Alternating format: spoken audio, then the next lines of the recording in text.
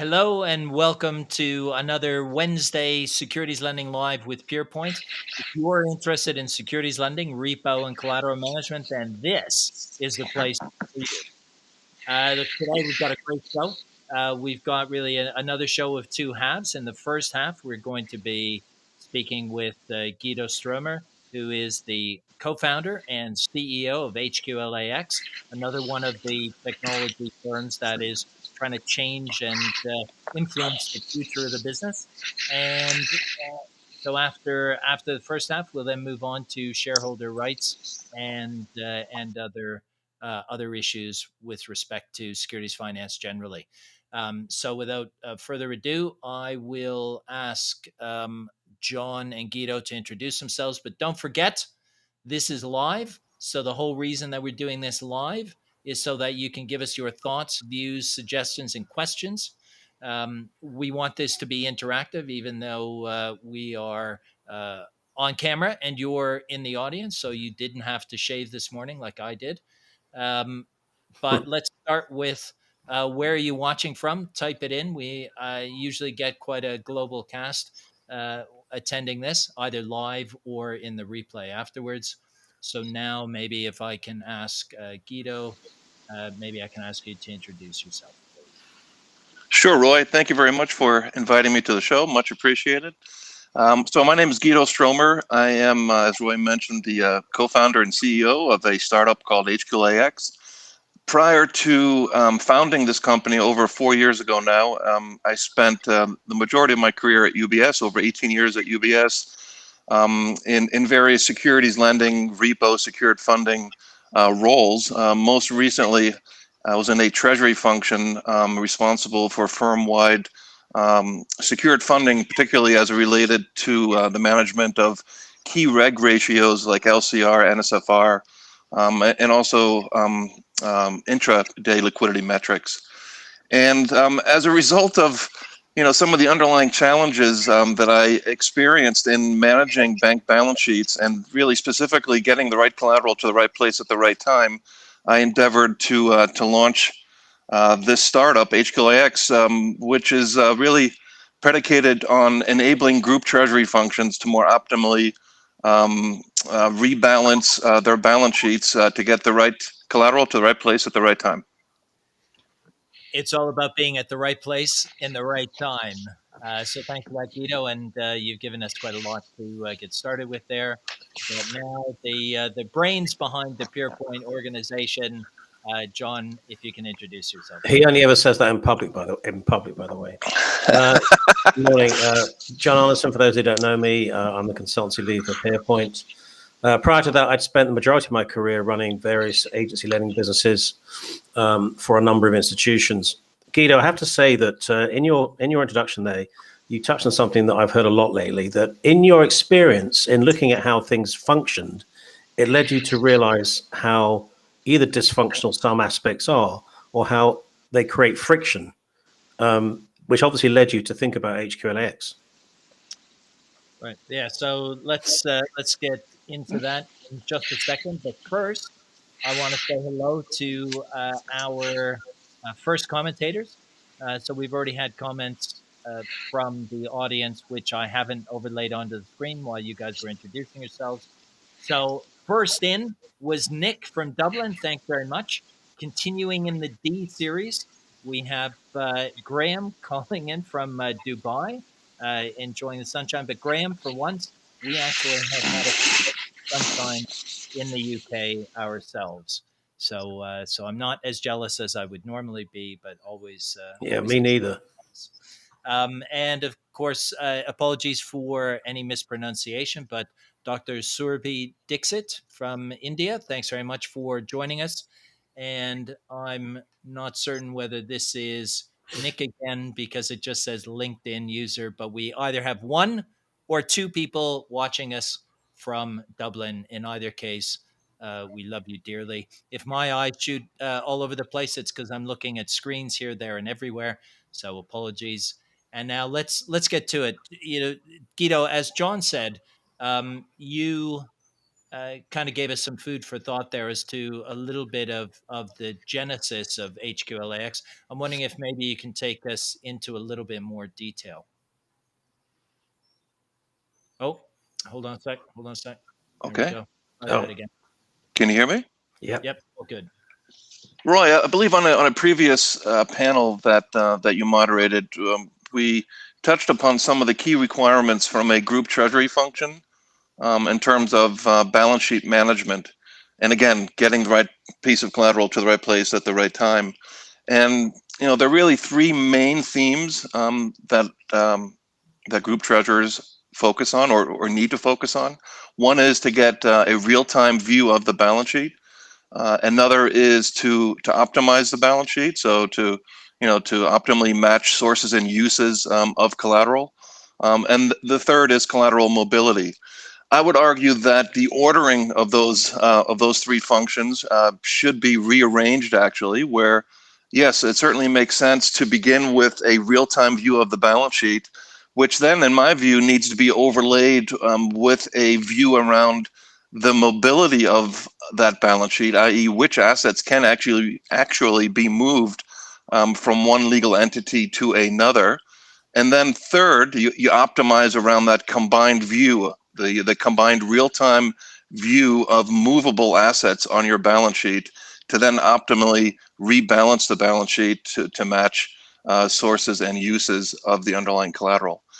I should mention one other point here, which is something that is actually quite funny. The logo or our slogan, our tagline for the company is to accelerate collateral mobility.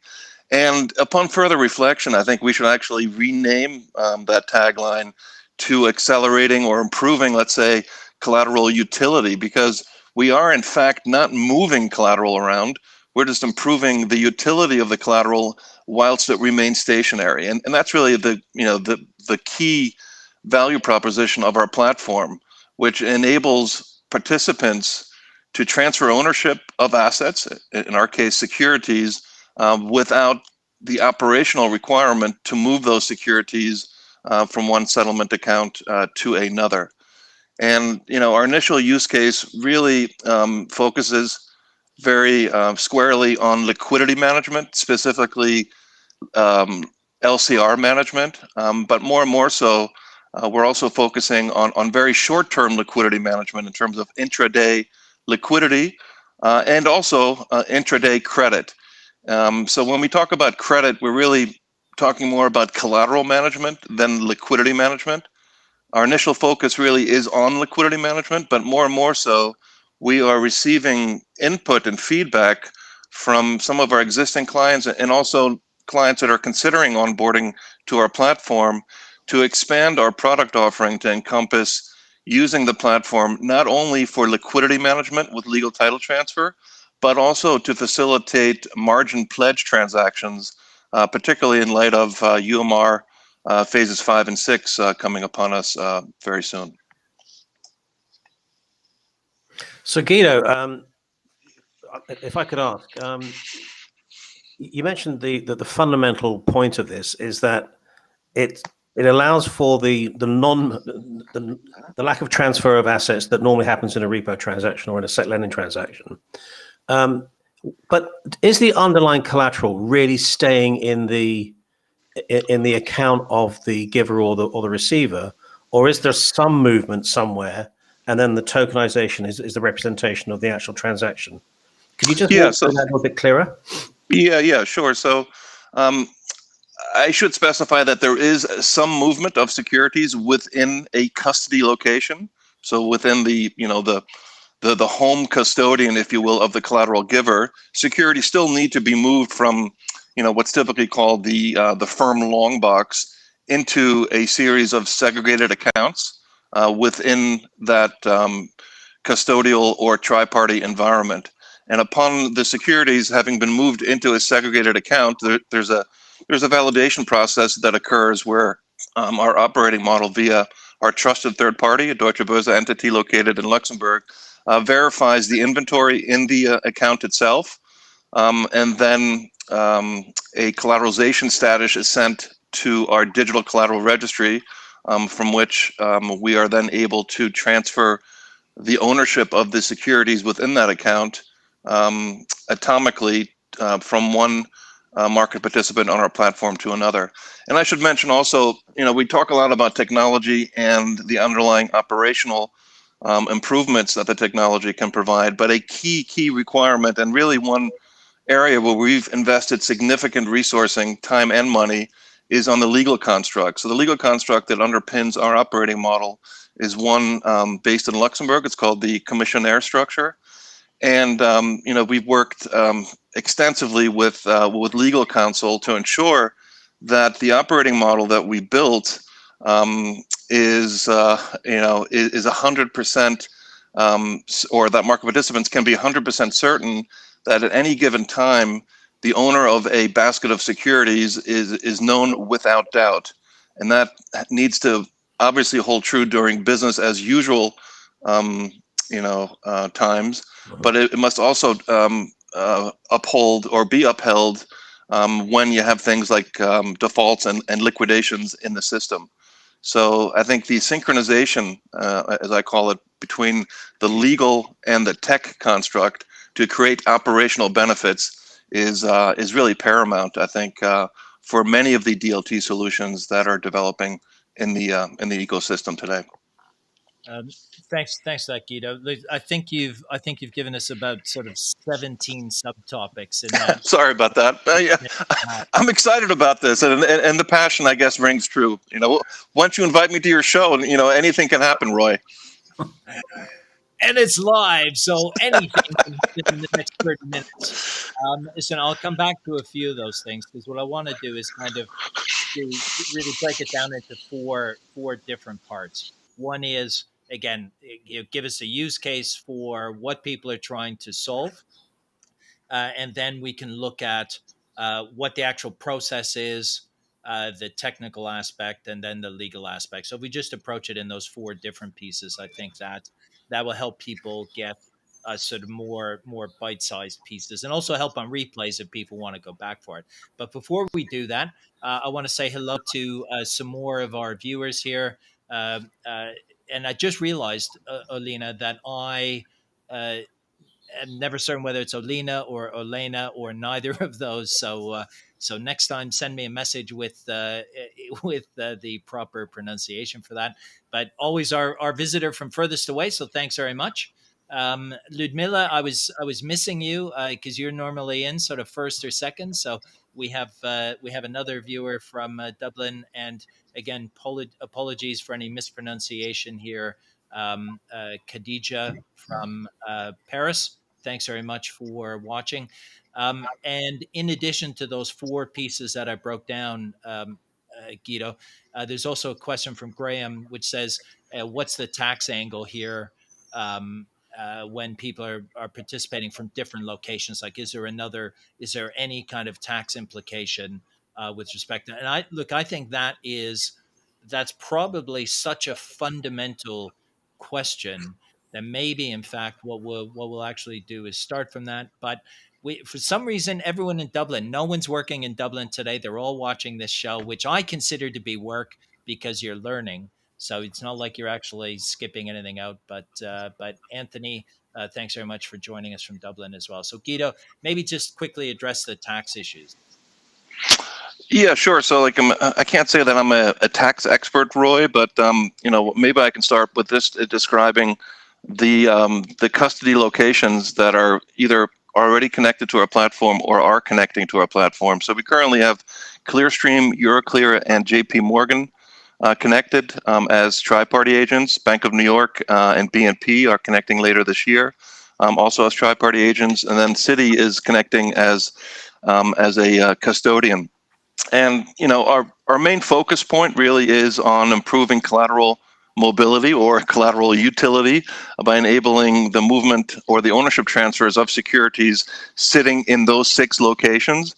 So, if I just rattle off the locations of those collateral pools, you got Clearstream located in Luxembourg, Euroclear located in Belgium, JP Morgan in Luxembourg, Bank of New York in Belgium, BNP is a combination of France and also Luxembourg, and then Citi is in Luxembourg. So the underlying legal and reg analysis that we've done to date really encompasses those jurisdictions in terms of connectivity to the underlying tri-party agents and custodians represented by those names. Now, we are pursuing some use cases to mobilize what we call hard-to-fund assets sitting in locations like Egypt, for example, Turkey, Brazil. And for each one of those locations, then we also need to do a specific legal and reg analysis, which also encompasses tax. So I think in terms of the question here is that the tax implications vary really from location to location, and are a function really of a deep dive legal and reg analysis that needs to be done. But in terms of the locations that are already connected, represented by the names I mentioned before, we have completed that analysis, and the underlying result is that from a tax perspective, the underlying consideration by transferring ownership of the securities via our operating model, or by moving securities in the real world as it's done today, are consistent. So there's really no difference between the two. So look, that's a great question, and Graham, so thanks for that, because obviously tax is really a fundamental driver of whether assets can actually be moved in this sort of on this temporary basis. So thanks for that great question, John. So Guido, given that this is relatively new, or it's a new concept, do you bump into difficult explanations to various locations? I mean, you mentioned the locations that you're already working with, which is fine. But I mean, I'm thinking, if I go back and think of it as a spec lender, I used to move a huge amount of HQLA assets. In fact, I think BNP Paribas was probably the leading agent lender in doing so. And had I could have done that without moving the securities, it would have been hugely advantageous, not because there was a capital implication as an agent, but because it's just operationally very efficient. Do you bump into difficult questions that cannot be answered? Or do you find that, do you ever work with agent lenders to try and explain to their client base what you're trying to achieve? Or is that a premature conversation? No, I don't think it's a premature conversation. In terms of answering difficult questions, we try to minimize the number of questions that people may pose by actually doing the following. So when we designed our operating model, it was really designed to keep as many things the same as they are today. So we didn't want to require the underlying market participants using the platform to have to undergo a big bang change, right? So the more that we keep things the same whilst still providing some value to the market participants, the better it is in terms of onboarding clients. And then as a result, you also have fewer difficult questions to answer, because the majority of the questions that need to be answered have already been answered in terms of the existing legacy processes in place to transfer ownership of securities. And maybe it's good just to underline also that, when market participants on our platform transfer ownership of underlying baskets of securities, they are transferring ownership of the baskets and the inventory within those baskets. And at the end of the day, for books and records of these institutions, holding or owning, let's say, a digital collateral record, which would be a representation or the record of truth for an underlying basket of securities, the inventory of those securities will still feed into the books and records of the bank who owns the securities the way that they are now, on an eisen by eisen basis. And I think that's a really important key feature to remember. Now, in terms of the value proposition for the market participants, the platform really was designed to enable capital efficient balance sheet management for banks. So in terms of onboarding banks versus agent lenders, at least in the initial phases, the majority of the underlying value proposition will reside with the capital efficiencies that our platform provides to bank users.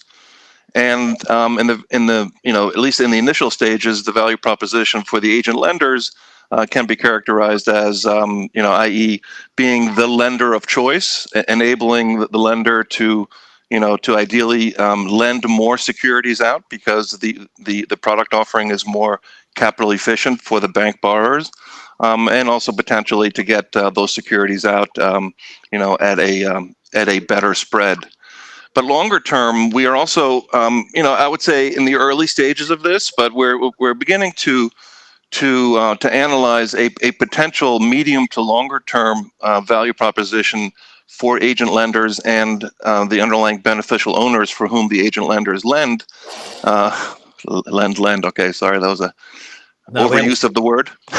But and I'd be really interested to hear some feedback from the audience on this one. So in light of UMR and the requirement for really the buy side to collateralize margin exposures, would there be an underlying value proposition for beneficial owners if agent lenders were able to more readily enable the beneficial owners to reuse collateral received in securities lending transactions?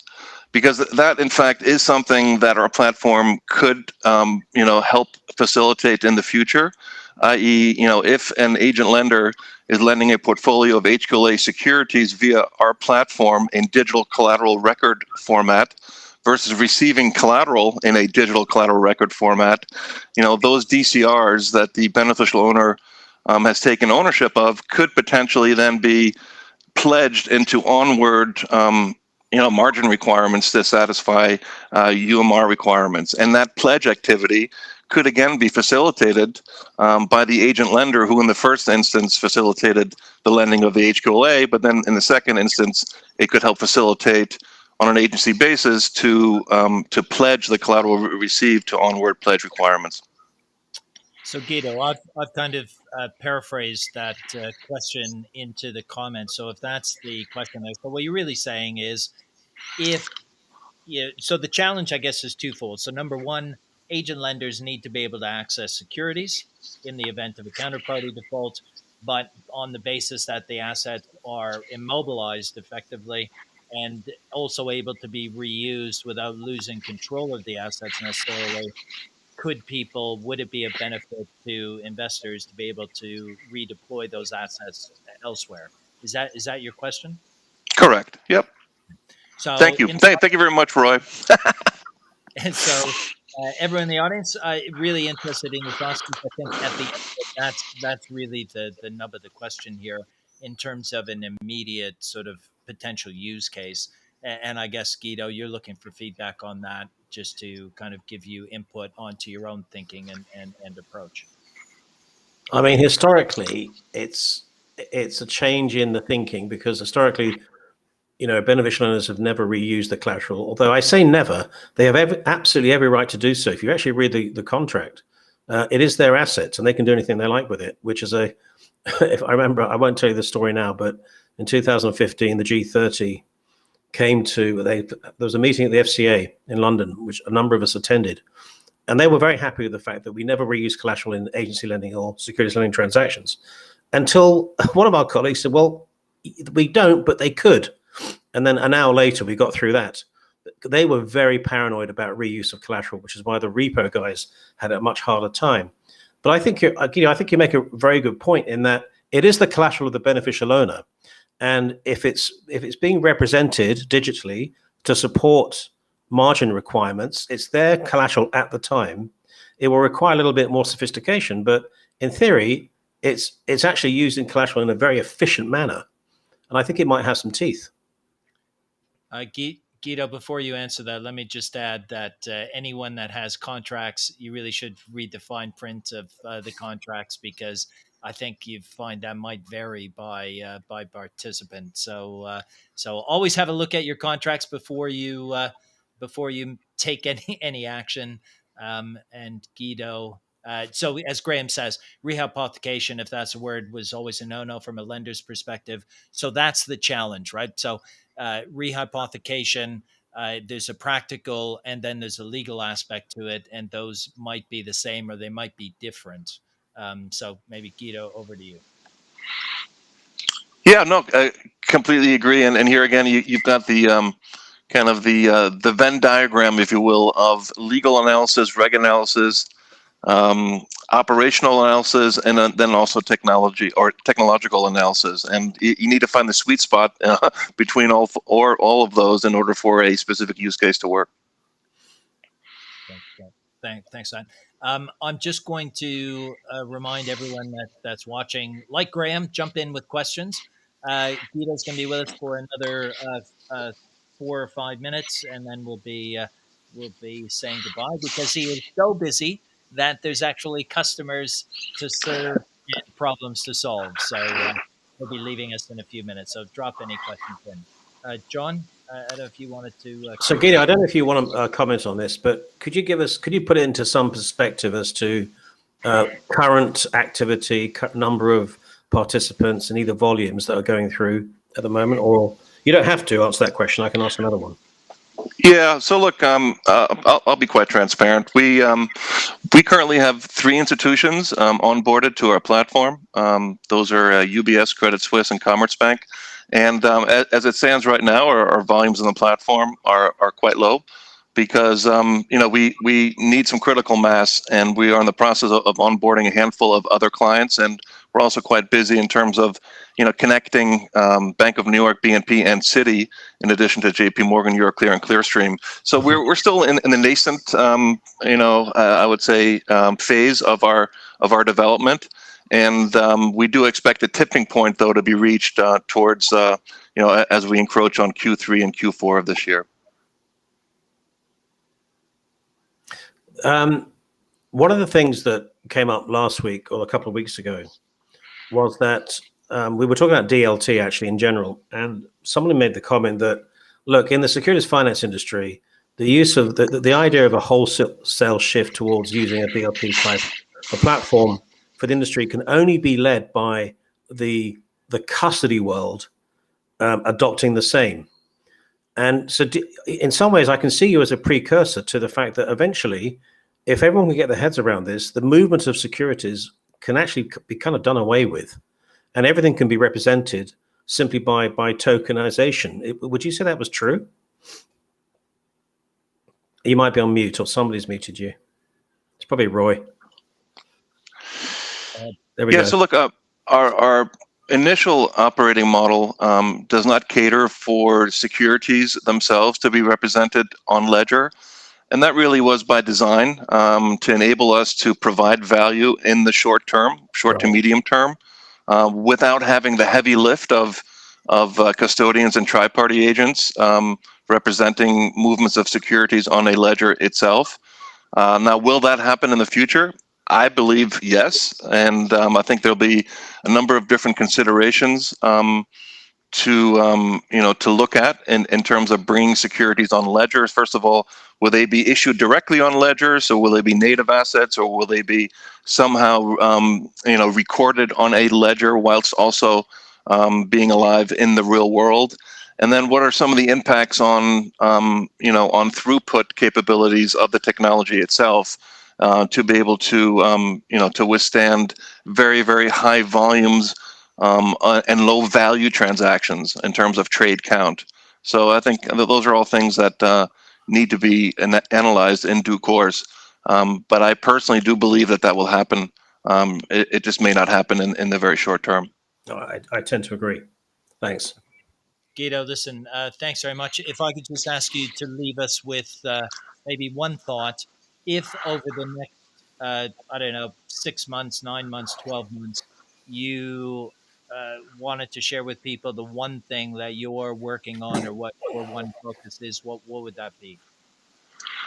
I don't know if I can mention just one thing. I would say DVP. So as it stands today, our operating model caters for collateral versus collateral, so non-cash versus non-cash collateral swaps. But we do plan on rolling out the ability to transfer collateral versus cash in 2022. And most likely we will be doing that by interoperating with at least one, possibly 2 other DLT networks that are specializing in tokenizing cash.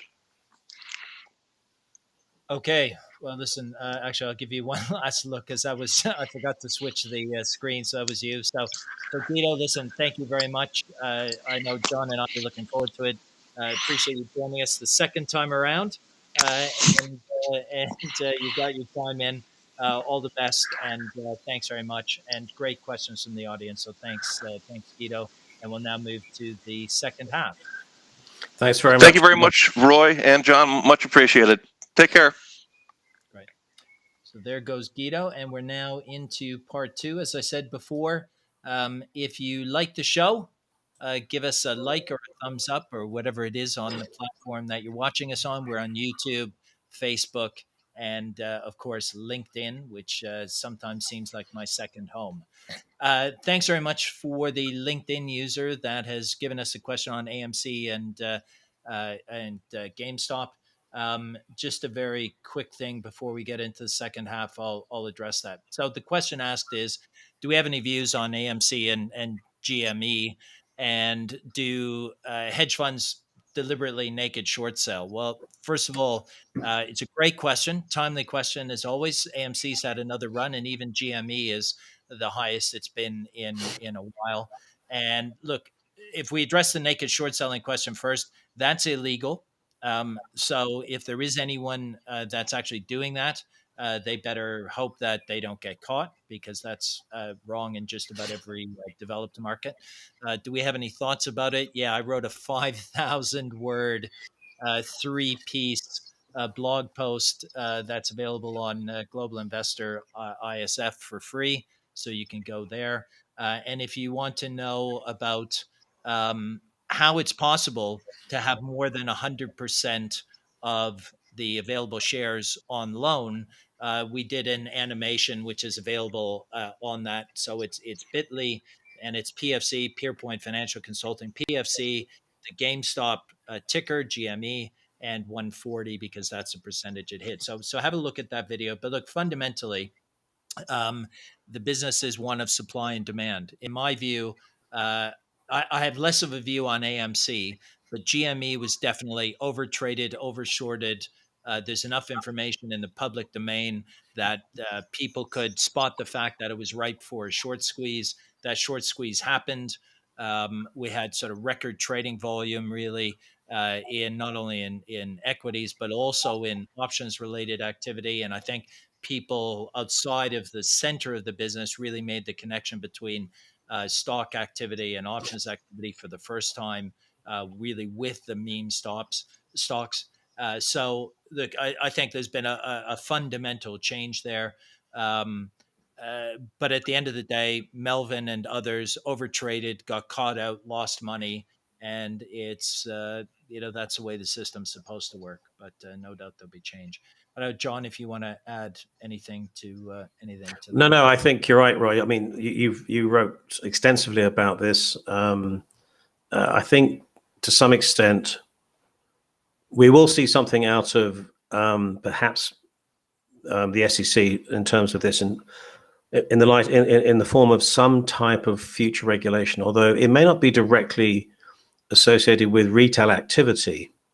I know that they're keen on looking at how short selling operates, and the SEC its central theme is orderly markets. And if they feel that somehow short selling activity can disrupt that, they want to look into that with more detail, which of course they should. So we may see some different short selling disclosures. I don't know if that would be the case. I think the US is actually quite, I think it's pretty stable when it comes to that, but it remains to be seen. It also remains to be seen if this happens, if there's a repeat of this at some point this year, because I think a lot of that money that was piling in January into those two stocks has ended up in cryptocurrencies. Now, it may come out of that now, because guess what? It looks like cryptocurrency is stuck where it is because of maybe pending regulation. So it kind of waxes and wanes between the two. Yeah, okay. I guess my closing point on it is someone asked me today on Quora about whether they should cap short selling at 100% of the shares on loan, and I guess my answer to that is, once you start putting in artificial caps, you distort the market. What I mean by that is, first of all, you distort the market because you'd be restricting any new short selling activity. So you'd be stopping some people expressing views. You would also be distorting the market in the sense that whoever the lender was, maybe a mutual fund, maybe an ETF, that all of a sudden could have lent stock and now can't lend stock, they're now at a fee disadvantage to the previous mutual fund that got the lending amount from 97% to 99.9%. All of a sudden you're saying, well, the next mutual fund, you can't do that, because if they do have the shares, then it's a valid short sale. It might be overtraded, but it's still a valid short sale. That short seller is selling to another entity. It might be an ETF, it might be a mutual fund, it might be to anyone, but they also might be lending. So now you've got sort of 2 or 3 or 4 people downstream that are artificially being blocked from the activity, and the market's being restricted from trading the way it does. If Yeah, markets and Roy, trade, that would also require live. It would require live updates, which is almost virtually impossible. yeah, and so you're absolutely right. And so the final point on that is that it also wouldn't stop the internalization that happens at investment banks, where they have one client who's long GameStop, another client who's a short GameStop, and they write a synthetic transaction in between, so you can still have short exposure. So it's just so hard to isolate that, and anything you do just distorts the market. I don't see the value. You know what? If people want to overtrade, they'll get whacked, and that's how it's supposed to work, right? But a super question, and thanks to that. John, I wanted to, one of the topics that you've really been focused on recently, some events last week, really about shareholder activism. These are new teeth, and I'm still getting used to them. Shareholder activism, John, over to you. So everyone has probably read that in the last week or so, the oil companies are really getting hammered by exactly what Roy just said in terms of activism, and also pushing for board appointments, which is the case of ExxonMobil. I'll come back to that, but it doesn't matter who you are, whether you're Chevron or Shell. They've both been through a lot of shareholder revolts to some extent. So Chevron, for example, had a 61% shareholder vote that Chevron's plans to reduce its carbon emissions to X by 2050 was absolutely unacceptable, and it had to be much, much sooner. And in fact, so the sense of urgency from some of their more active investors is really coming home to roost, and they will have to respond to that.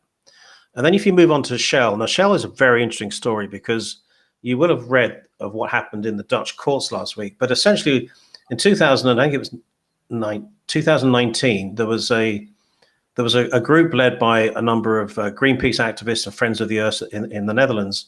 About 17,000 of them signed a petition that ended up in court that said that Shell was threatening the human rights as it continues to invest billions in the production of fossil fuels.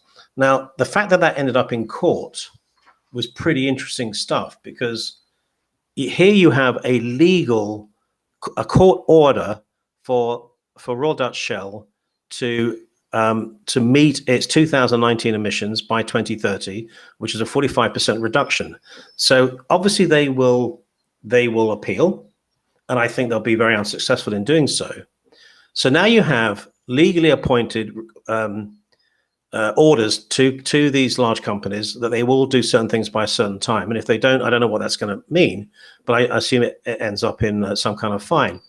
And this is against the fact that Royal Dutch Shell, which I've touted for a couple of years as being a really good example of a energy company that is really embracing the principles of ESG and its emissions.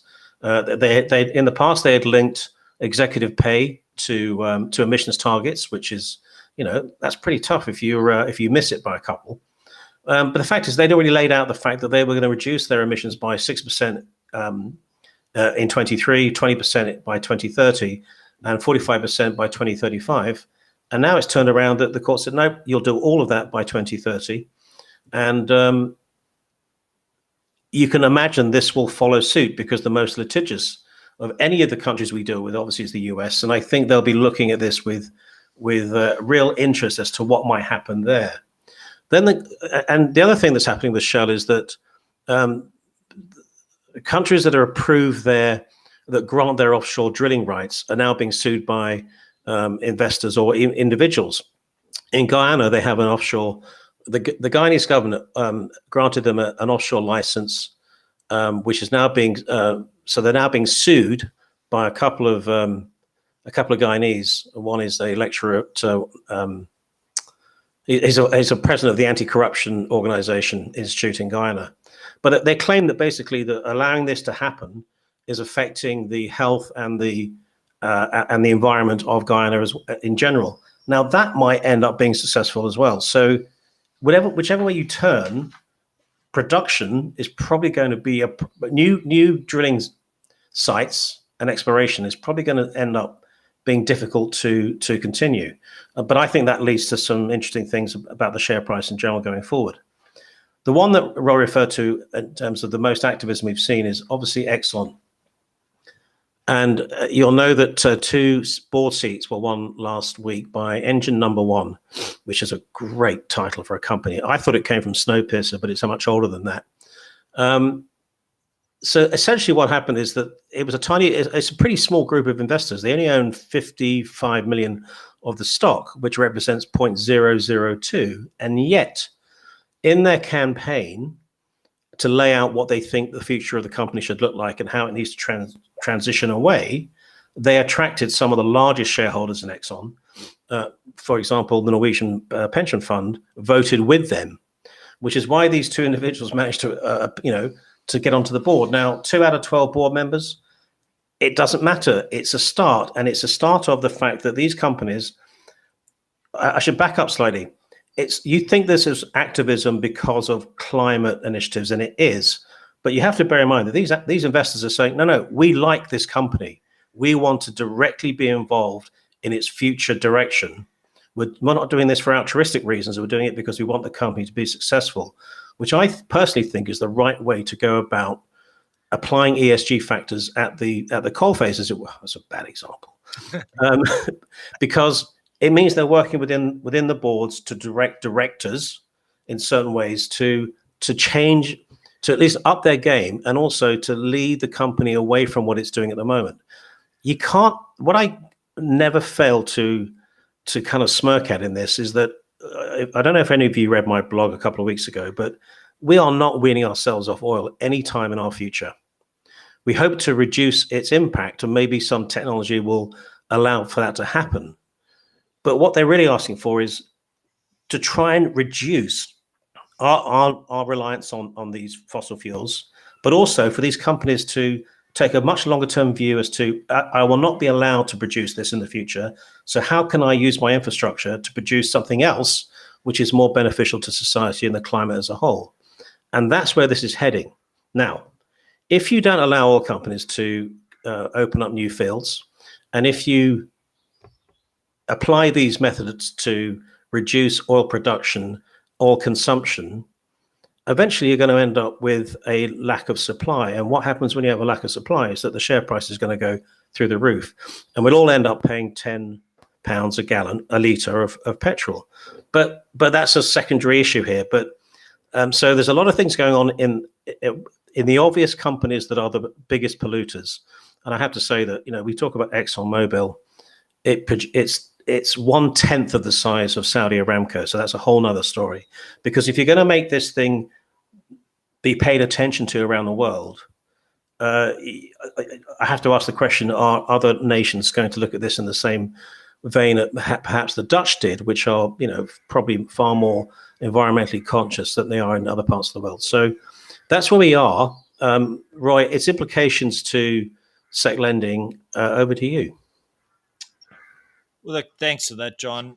I think the interesting thing now is that we are in an era of activism, whether that's short activism or long activism.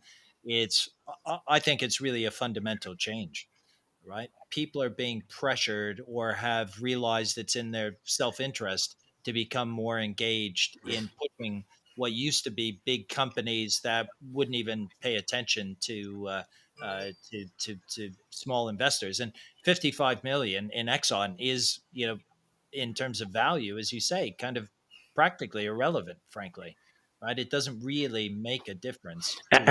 And the beauty of what happened there is that the proposal that engine number one put forward was so reasonable in its projections of how the company might address certain things that it found a groundswell of other investors saying, yeah, we want you to pursue this.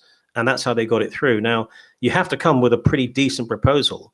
But in some ways, Exxon did it to themselves in that they just really weren't addressing this. In fact, they spent a small fortune, trying to block this discussion in the first place. And that's clearly the wrong way to go, as you say. They need to wake up and realize that investors are going to be taking a far more active role or they're not going to invest in those companies. Right. So let me just give a few sort of quick thoughts on potential implications just generally in securities finance. So number one, the challenge that we're in is even if companies are making a change and trying to genuinely become better from an ESG perspective, the reality is that's a long haul. You don't transform a company, any company really of any size overnight. So what that means is investors who are largely indexed and core portfolios are in main indices, which have large companies, which include many companies that wouldn't necessarily satisfy their ESG criteria. So how do you deal with that? Do you just accept, oh yeah, well, I'm really sensitive to ESG issues, but I'm kind of stuck because the S&P 500 has big chunks of companies that shouldn't be in there if it was just driven by ESG standards alone. So you now have to decide, how do I manage my exposure to those stocks?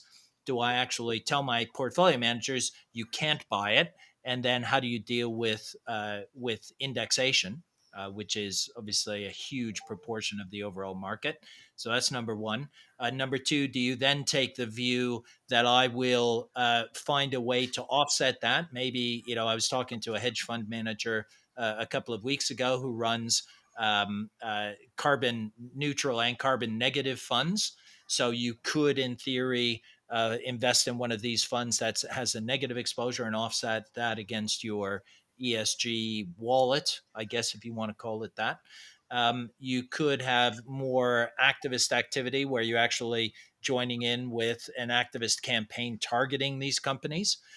Or again, you and I talked about this yesterday. I've seen some people talk about, I just want to avoid anything that's non-ESG compliant. And in fact, I don't even want to make money from short sellers targeting non-ESG companies. So I think it has quite a lot to do on the front end. And I think a lot of this ESG debate, because we have sophisticated tools, we always jump in straight at the deep end, and we want to actually have all of these filters and controls and barriers and standards and indices and all that, because that's what our normal world is. ESG is still new. We're still getting through. How do you qualify it? How do you see through any greenwashing activity, intentional or unintentional? So I think we're building this framework, and what we're talking about is moving towards the future. So number one, what do I do in my portfolio? Number two, if I lend, do I possibly restrict companies that I think are really strong from the ESG side and say, don't lend those assets?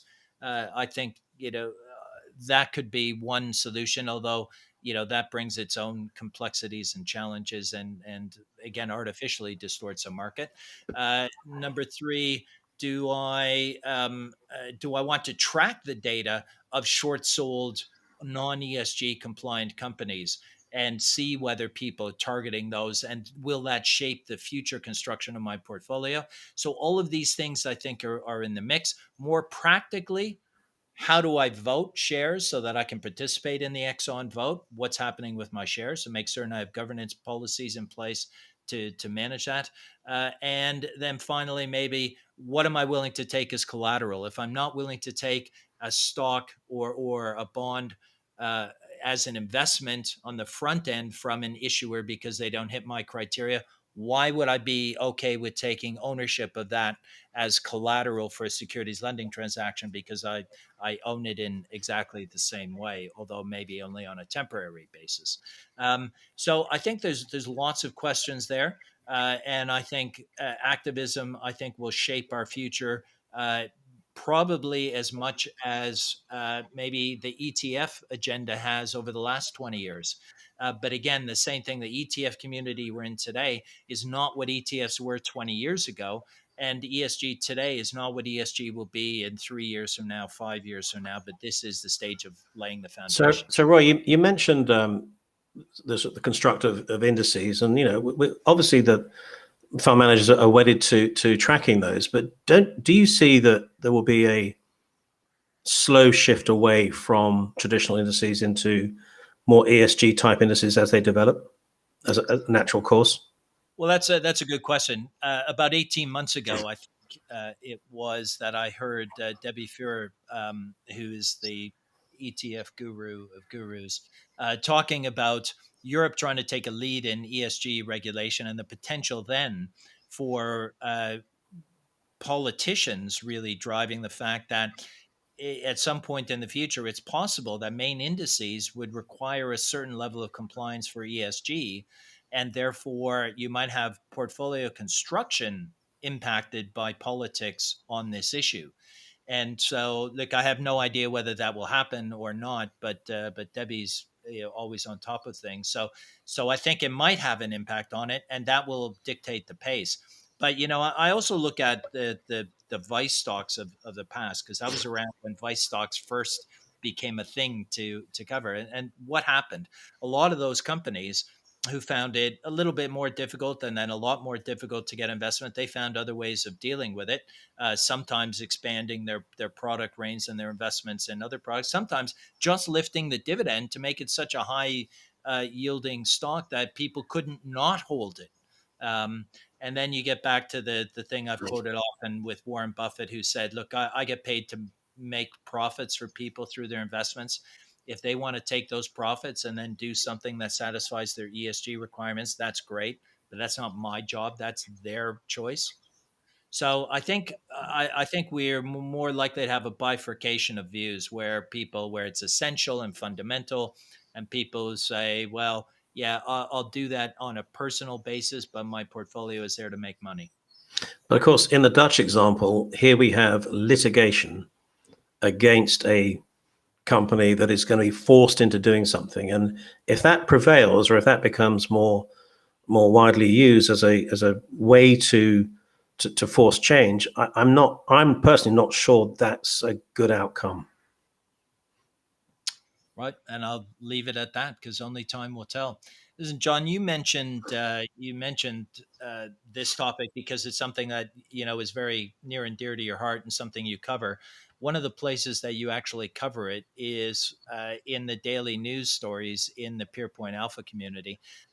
So that's a membership club for securities finance professionals. As it says there, we do tutorials, premium editorial content, the community forum where you're posting those stories. And there's other stories that go in there, other communication. The reason I'm bringing that up is because at the moment we are in the countdown. So we launched it at the end of January. We have, I think now 50 members, including 2 corporate sponsors that have sponsored 10 or more people. We're really happy with the way it's going. We're planning on introducing new content and then adding other content on top of that, because the members range from people with less than 3 years experience to people with almost as much experience as me, but no one's as old as I am, so that's not actually physically possible. But we're in a countdown period, so we're only going to open this up membership for another 10 days, and we are in a countdown. So we've got it, as I'm showing there, we've got another 10 days where where membership will be open. Good look guy there. You don't know where he came from, but anyway, that's the countdown. If people want to find out what you get with that, it's access to experts, monthly tutorials, the community that we talked about, discounts on courses. And we're just in the midst of planning our first networking event for members. And that's why we want to sort of shut the doors in 10 days, because frankly, we need to concentrate on the value to our members. I don't know how long we're going to be closing it. It will be at least 3 months, maybe longer. And the other thing we've made a promise You know, the thing that annoys me, you ever been watching TV and you see or listen to the radio and you see a company where you're a customer and they offer a better deal to new customers than the one you're getting? That annoys me no end because, frankly, I'm the one that's enabling them to do the marketing campaign to bring in people at a better price than me. So obviously, as a consumer, I'm always happy to take care of that, take advantage of that myself, but I'm not if I'm offering this service. So this membership will never be offered to anyone at a lower price than existing members are paying. So you have 10 days. We'd love to see you in there because we want more people in it. If you want to find out more about the pack, I'll put a link up in a minute. But that's it for the pack advert. 10 days, 14 hours, 3 minutes, and 35 seconds to go. So hope to see you with us before we shut the doors. John, I don't know if you have any sort of closing thoughts for today's conversation. No, I mean, thanks to Guido for coming on today. I've been following HQLAx since I first met him in 2019 in Luxembourg, and I was struck with what they were trying to do then, but I didn't really get it at first because it was such a new approach. He had to kind of draw it out for me on the back of a napkin. It's that kind of innovation that I think is inevitable in our industry, and there'll be others that will provide something similar. Before we get there, though, we clearly have some housekeeping to do in the form of, I mean, I think SFTR was the first time we kind of got to standardization.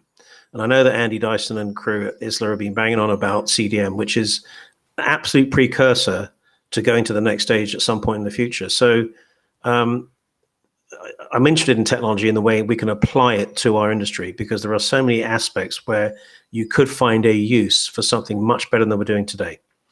So I think my message is watch this space with firms like his and others. Yeah, thanks. Oops, hold on. I'm trying to get rid of that one. There we go. Here we are. That's us. Look, there's the link for having a look and understanding of the pack. The other thing I should say about the pack, just as a closing point, is there is a 30-day money-back guarantee. So with 4 tutorials in there from experts and a 30-day money-back guarantee, no questions asked, what have you got to lose? Who's doing the tutorials? Is it you, Roy? No, it's actually real experts. Okay. We've actually had a long short portfolio manager. We had Habib Matani, who is the voice of excellence on pledge collateral.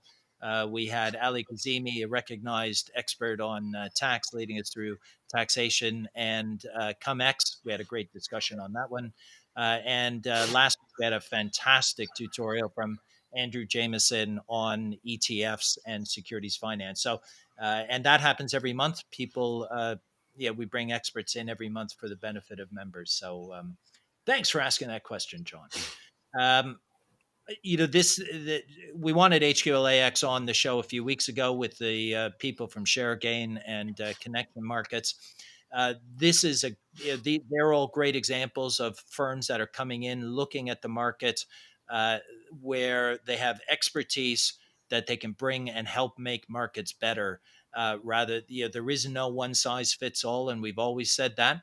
But the truth is, the choices and the varieties are increasing, by the day, week, month, and year. So we want you to have a chance to actually see those entities. So look, that's it from us for another week. I want to thank John, Guido, who is off signing up new people, no doubt. And I want to thank you, the viewers, whether you're watching live or on replay and from around the world. So thanks very much, and goodbye from us at Pierpoint. Yeah, bye, chaps.